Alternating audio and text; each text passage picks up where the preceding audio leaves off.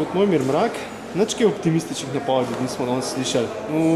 Iz tedna v teden ali pa recimo, če rečemo od poletja naprej, vse bolj črnoglede so neke te napovedi finančne krize. Finančna kriza se seli seveda zdaj, ali pa po napovedih se bo tudi na politično področje in podobno. Na vsak spektr našega življenja prišla ta finančna kriza. Ja, to, kar ste povedali, s tem se lahko samo strinjam, ne? Kje so meje, no? Ja, jaz mislim, da danes noben ne ve, kje so meje. Noben točno ne ve, kaj se bo zdaj v naslednjih tednih in mesecih dogajalo. Jaz upam, da bodo te finančne paketi, ki jih države zdaj v teh dnevih so sprejele, zdaj bojo pa še, bi rekel, operativno pač postavile, da bodo funkcionirali, da bodo te paketi, da rečem tako, prijeli.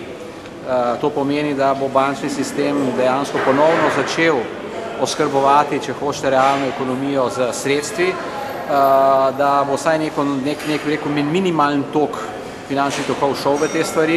Če bi se to zgodilo, potem tudi ta ekonomska kriza, ta kriza v realnem sektorju ne bo tako globoka. Vkolikor se pa to ne bo zgodilo, vkolikor bo to nezaupanje dejansko se še nadaljevalo ali pa eventualno še povečalo, potem bo pa jasno to imelo zelo negativne efekte na realno ekonomijo, pač na posamezne firme, nekatere so zdaj že bolj prizadete, druge manj. In posledično jasno vplive na zaposlenost in pač na situacije, ki jih kriza pripelje seboj. Pa če smo ljudje, pač se jaz bolj črnogleda bitja, pa rečemo, da je worst case scenarij, nekateri imamo radi vedno pri sebi. Kaj je pol worst case scenarij v tem? Kaj, Niva pa Matika pa... Ne vem, mislim, ne predstavljam si, ker na zadnji smo imeli tudi 29. leta, ker so bile razmere mačken drugače. Mi smo zdaj skoraj 100 let nekega razvoja. Vi ste imeli to vrstne krize v nekaterih državah tudi v 80-ih letih.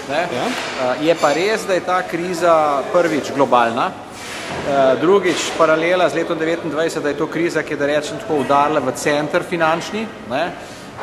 Tretja stvar, to je kriza, ki ni locirana na neko regijo, recimo to ni azijska kriza, to ni kriza v Latinski Ameriki nekje, ampak je kriza v bistvu, ki je sicer fokusirana pa začela se v Ameriki, zdaj se je pa razlila pač po celem svetu, tako da dejansko govorimo o globalni krizi in v tem smislu je ta stvar še relativno bolj problematična, kot so bile druge krize do sedaj. Človek zdaj ne vidi nekega motorja, recimo Azija zaenkrat še vedno nekako zgleda manj prizadeta s to krizo, nekega motorja v svetu, ki bi zdaj potegnil stvar ven. Običajno je bila to Amerika, bomo videli, ali bo Amerika lahko tako hitro se izplavala ali pa obrnila ta negativni trend v pozitivnega in potem potegnila še druge stvari. Če rečemo, da je bila kriza leta 2000, pa še nekaj, bomo rekli, nek prehlad pred to, zdaj major krizo, ali kako bi rekli, glavno krizo. Zakaj se v 7-8 letih zakaj se ni nič ukrepalo?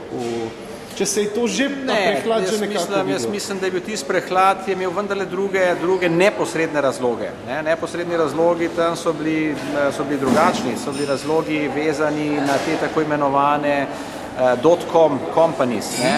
Medtem ko tale kriza zdaj je pa neposredno povzročena bila predvsem z stvarmi, kot so bila hitro naraščanje cen nepremičnin in pa poceni denar, ki je bil v bistvu na razpolago za financiranje tega. Do kredita so lahko prihajali ljudje, ki v nekih, da rečem tako, normalnih obdobjih ne bi imeli dostopa do kapitala, preprosto ne bi bili zadost vredni kreditnega zaupanja. Potem je prišlo do cele vrste finančnih inovacij v tem času, cela stvar je zelo bazirala na raznih tako imenovanih hipermodernih sistemih, modelih napovedovanja.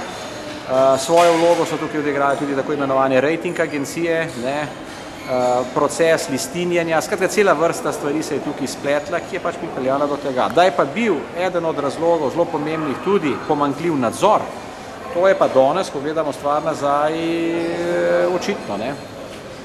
Nadzor, pa na drugi strani zdaj tudi vidimo še ena smešna stvar, banke zopet postajajo državna last, se privatizirajo.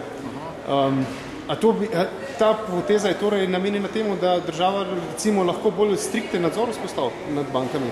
Ne, trenutno ni nobenega drugega, ki bi hotel kapital vložiti. Jaz mislim, da država bi bila zelo vesela, če bi se najdel kakšen stric z denarjem in dal na mesto nje par milijard evrov. Teh stricov ni.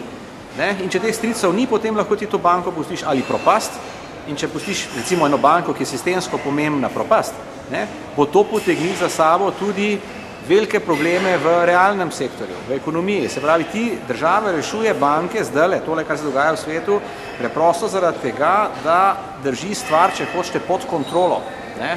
In je to, ta nacionalizacija, je, tako bi rekel, izhod v sili, tudi jasno, posod, kjer poslušaš to, je to cilj, ki je začasen, se pravi, da se potem skuša, ko se stvar normalizira, država zopet ven iz tega spraviti. Čeprav, tukaj jaz mislim, da je precej problemov. Treba bo spet privatizirati. Bomo imeli, smo recimo 10 let nazaj privatizirali, bomo lahko zdaj mogoče čez 5 let spet kaj privatizirali.